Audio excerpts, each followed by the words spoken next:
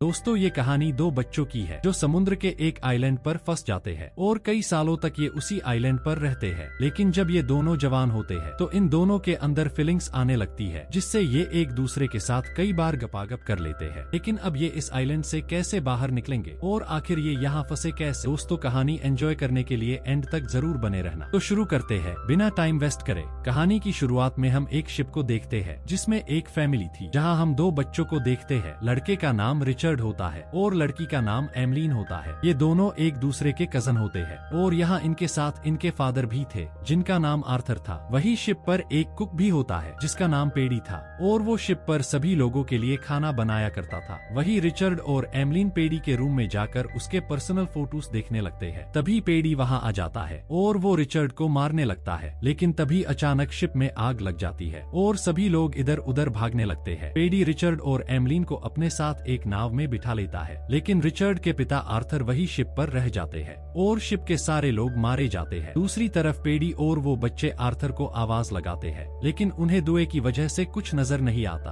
और वो आगे निकल जाते हैं। लेकिन उन्हें सफर करते करते पूरी रात गुजर जाती है और अगली सुबह ये लोग एक आइलैंड के पास पहुंचते हैं। पेडी जब उस आइलैंड को देखता है तो बहुत खुश होता है और अपनी नाव को उस आइलैंड के पास लेकर जाता है। वहाँ जाकर जब ये देखते हैं तो इन्हें पता चलता है वहाँ वो सभी चीजें मौजूद थी जो इन्हें जिंदा रख सके, जैसे पीने के लिए पानी और खाने के लिए खाना। ये लोग इस आइलैंड पर आकर बहुत खुश थे क्योंकि पेडी को वहाँ शराब की बोतल भी मिल गई थी। वही रिचर्ड को वहाँ एक इंसानी खोपड़ी मिलती है जिसे वो पेडी को आकर बताता है। उसे देखकर पेडी समझ जाता है यहाँ उनके लिए खतरा है, इसलिए वो रिचर्ड और एमलीन को लेकर दूसरी जगह जाता है। लेकिन वहाँ एमलीन कुछ जहरीले बेर को खा लेती है, जिससे पेडी उसके ऊपर गुस्सा होता है और उसके मुंह से उन्हें निकालता है। वही रात के समय पेडी बैठकर शराब पी रहा होता है, तभी उसे आइलैंड के दूसरी तरफ से कुछ आवाजें आती है। पेडी जब वहाँ जाकर देखता है तो उसे पता चलता है कि वहाँ लोगों की बलि दी जाती है, जिससे पेडी डर जाता है और वापस बच्चों के पास जाकर उन्हें समझाने लगता है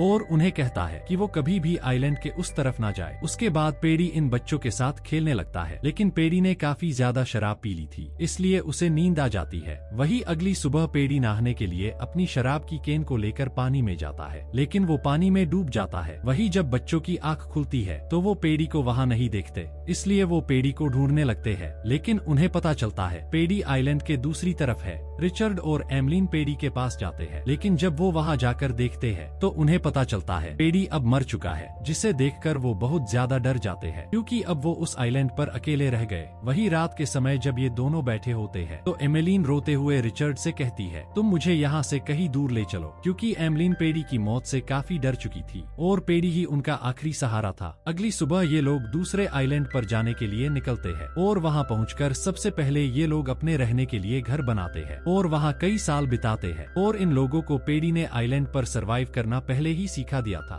और अब धीरे धीरे समय बीतता जाता है और ये दोनों जवान हो जाते हैं और इन दोनों के अंदर फीलिंग्स आने लगती है और ये दोनों एक दूसरे को नोटिस करने लगते हैं। लेकिन इन्हें कुछ पता नहीं था क्योंकि बचपन से ये दोनों अकेले थे और इन दोनों को कोई बताने वाला भी नहीं था कि एक लड़का और एक लड़की की फीलिंग्स क्या होती है। वही एक दिन एमलीन नहाने के लिए जाती है, लेकिन तभी अचानक उसकी बॉडी से ब्लड बाहर आने लगता है, जिसे देखकर वो डर जाती है। उसकी चीख सुनकर रिचर्ड भी वहाँ आ जाता है, लेकिन एमलीन का फर्स्ट पीरियड होने की वजह से वो ब्लड उसी की बॉडी से आ रहा था। रिचर्ड एमलीन से उसके ब्लड के बारे में पूछता है क्योंकि उसे लग रहा था एमलीन को कहीं चोट लगी है, लेकिन एमलीन उसे वहाँ से जाने के लिए कहती है। वही अगले दिन रिचर्ड एमलीन से पूछने की कोशिश करता है कि उसे पानी में ब्लड क्यों आ रहा था, क्योंकि उसे अभी भी यही लग रहा था शायद एमलीन को गहरी चोट लगी है, इसलिए वो एमलीन को अपनी चोट दिखाने के लिए कहता है, लेकिन एमलीन उसे कुछ नहीं बताती। इस बात से रिचर्ड को गुस्सा आ जाता है और उसे लगता है एमलीन अब उससे काफी कुछ बातें छुपाने लग गई है, इसलिए वो गुस्सा होकर वहाँ से चला जाता है। और अब जैसे जैसे समय बीतता जाता है ये दोनों एक दूसरे के करीब आने लगते हैं, लेकिन इन्हें कुछ पता नहीं था कि उनके साथ क्या हो रहा है क्योंकि वो दोनों इन सब से अनजान थे। एक दिन जब एमलीन कुछ काम कर रही होती है तभी उसे कुछ आवाज आती है। जब एमलीन देखने के लिए जाती है तो उसे पता चलता है वो आवाज दूसरे आइलैंड से आ रही है, जहाँ जाने के लिए उन्हें पेड़ी ने मना किया था। एमलीन जब वहाँ जाकर देखती है तो उसे वहाँ एक बहुत बड़ी मूर्ति दिखाई देती है और वहाँ से खून भी निकल रहा था, जिसे देखकर एमलीन काफी ज्यादा डर जाती है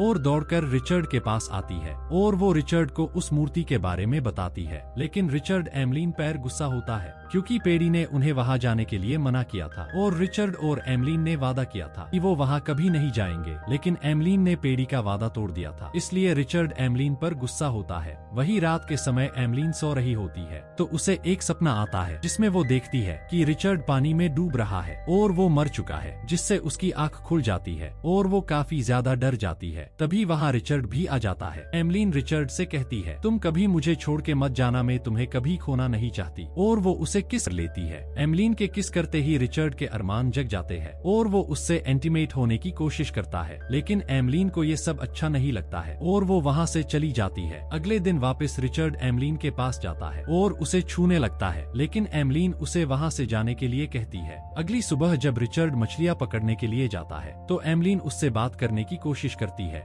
लेकिन रिचर्ड गुस्सा होकर वहाँ से चला जाता है। एमलीन जब उससे बात करने के लिए उसके पीछे जाती है तो देखती है रिचर्ड पत्थरों के पीछे कुछ कर रहा होता है, लेकिन एमलीन समझ नहीं पाती वो क्या कर रहा है। जब वो रिचर्ड से पूछती है तो रिचर्ड उसके ऊपर गुस्सा होता है। अगले दिन जब रिचर्ड कुछ काम कर रहा होता है तो उसे समुद्र में एक शिप आता हुआ दिखाई देता है, तो वो दौड़कर उसे अपने पास बुलाने के लिए जाता है, क्योंकि उसने एक जगह बहुत सारी लकड़ियाँ इकट्ठी कर रखी थी ताकि वो जब उनमें आग लगाए तो शिप की नजर उनकर ऊपर पड़ सके। वही एमलीन भी उस शिप को देख लेती है, लेकिन वो लकड़ियों में आग लगा सकती थी, लेकिन वो ऐसा नहीं करती क्योंकि अब उसे यहाँ अच्छा लगने लगा था। रिचर्ड वहाँ पहुँचता उससे पहले शिप वहाँ से चला जाता है। इस बात को लेकर रिचर्ड एमलीन पर बहुत गुस्सा करता है और एक लकड़ी की नाव बनाकर अकेला ही वहाँ से जाने लगता है, लेकिन उसकी नाव ज्यादा मजबूत नहीं थी, इसलिए वो थोड़ी ही देर में पानी में डूब जाती है और रिचर्ड नीचे गिर जाता है। ये देखकर एमलीन उसके ऊपर हंसने लगती है और रिचर्ड का मजाक बनाने लगती है और उसे कहती है, मुझे पता है तुम उस दिन पत्थर के पीछे क्या कर रहे थे। रिचर्ड एमलीन से गुस्से में कहता है, मतलब तुम मुझे चुपके से देखती हो। तो एमिलन भी उसे कहती है, तुम भी तो मुझे बहुत बार बिना कपड़ों के छुप छुप कर देखा करते हो। ये सुनकर रिचर्ड को और भी ज्यादा गुस्सा आ जाता है और वो झोपड़ी के अंदर जाकर एमलीन का सारा सामान बाहर फेंकने लगता है और एमलीन से कहता है, ये घर मैंने बनाया है और अब मैं तुम्हें मेरे घर में नहीं रहने दूंगा। एमलीन भी अपना सामान लेकर वहाँ से चली जाती है। वही एक दिन जब बारिश हो रही होती है तो एमलीन एक जगह छुप कर बैठी होती है और वो दोनों एक दूसरे से अलग रहने लगते हैं। एक दिन एमलीन एक फूल लेकर उसी मूर्ति के पास जाती है क्योंकि अब उन्हें ही अपना गोड़ मानने लगी थी। जब वो वहाँ फूल रखकर वापस आ रही होती है तब गलती से एमलीन का पैर एक जहरीली मछली पर लग जाता है, जिससे वो जख्मी हो जाती है। वही कुछ दिनों बाद जब रिचर्ड एमलीन को देखता है तो उसे पता चलता है एमलीन की हालत बहुत ज्यादा खराब है। वो एमलीन से उसकी तबीयत के बारे में पूछता है तो एमलीन उसे बताती है उसका पैर गलती से एक जहरीली मछली पैर रखा गया था, जिससे उसका जहर मेरे अंदर फैल रहा है। एमलीन रिचर्ड से कहती है, मुझे मेरे गोड़ पास ले चलो।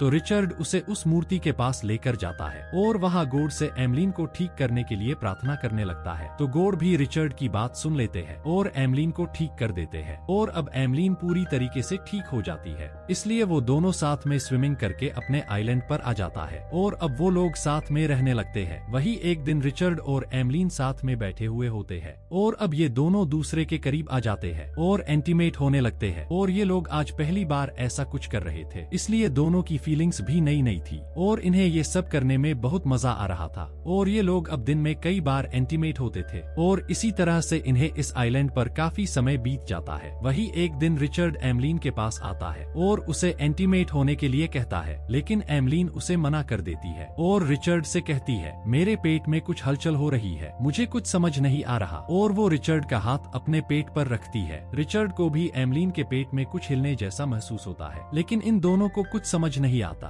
दरअसल एमलीन प्रेग्नेंट हो चुकी थी। वही कुछ दिनों बाद रिचर्ड आइलैंड के दूसरी तरफ उस मूर्ति के पास जाता है, जहां वो देखता है कुछ आदिवासी लोग वहां एक आदमी की बलि चढ़ा रहे थे। ये देखकर वो काफी ज्यादा डर जाता है, इसलिए वो वहां से भागता हुआ एमलीन के पास जाता है, लेकिन एमलीन के पेट में काफी दर्द हो रहा था, इसलिए वो जोर जोर से चिल्ला रही थी। रिचर्ड उसके पास जाकर उसकी मदद करने की कोशिश करता है, लेकिन वो कुछ नहीं कर पाता। एमलीन अब एक बच्चे को जन्म देती है। उस बच्चे को देखकर ये काफी खुश होते हैं और उसे अपने घर ले आते हैं। लेकिन उस बच्चे को भूख लगी होती है और वो रो रहा था, पर रिचर्ड और एमलीन को समझ नहीं आता वो उसे क्या खिलाए। इनको ये पता ही नहीं होता कि बच्चे को खाने की नहीं बल्कि माँ के दूध की जरूरत है। अब बच्चे को रोता देखकर एमलीन उसे अपने गले लगा लेता है, जिससे वो बच्चा खुद ही अपनी माँ का दूध पीने लगता है। और अब ये लोग इस बच्चे का नाम पेडी रखते हैं, क्योंकि ये लोग पेडी को बहुत मिस किया करते थे। अब ये लोग उस बच्चे के साथ काफी खुश रहने लगे थे और अब धीरे धीरे समय बीतता जाता है और वो बच्चा भी बड़ा होने लगा था। एक दिन जब रिचर्ड उस आइलैंड पर जाता है जहाँ वो पहले पेडी के साथ जाया करता था, जहाँ वो अपनी बचपन की चीजों को देखकर अपने बचपन को याद करने लगता है, वही इनका बेटा एक पेड़ के पास खड़ा होता है और उस पर लगी जहरीली बैल को अपने पास रख लेता है। एमलीन जब वापस अपने आइलैंड पर आने के लिए नाव में चढ़ती है तो उसके हाथ से नाव चालीन गिर जाता है, जिससे उसकी नाव आगे की तरफ जाने लगती है। वो जब रिचर्ड को आवाज लगाती है, जिससे रिचर्ड दौड़कर उसके पास आने लगता है, लेकिन रिचर्ड के पीछे एक शार्क आ रही होती है, इसलिए एमलीन दूसरा नाव चालीन उस शार्क के ऊपर फेंक कर मारती है, जिससे शार्क वहाँ से चली जाती है और रिचर्ड नाव के ऊपर चढ़ जाता है। लेकिन अब नाव को चलाने के लिए इनके पास कुछ भी नहीं था, इसलिए नाव समुद्र में आगे तरफ जाने लगती है और अब इनको नाव में सफर करते करते काफी समय बीत जाता है और अब इन्हें भूख भी लगी थी, इसलिए इनका बच्चा उस जहरीली बैल को खा लेता है। एमलीन उसे ऐसा करते हुए देख लेती है, जिससे उन्हें लगता है कि उनका बच्चा अब मर जाएगा और वो अब अपने बच्चे के बिना नहीं जी सकते थे, क्योंकि उनकी आखिरी उम्मीद वही था। इसलिए वो दोनों भी उस बैल को खाकर अपनी जान देने का डिसाइड करते हैं और वो दोनों बेहोश हो जाते हैं। वहीं दूसरी तरफ उनकी नाव को रिचर्ड के फादर देख लेते हैं, जो अभी भी जिंदा थे।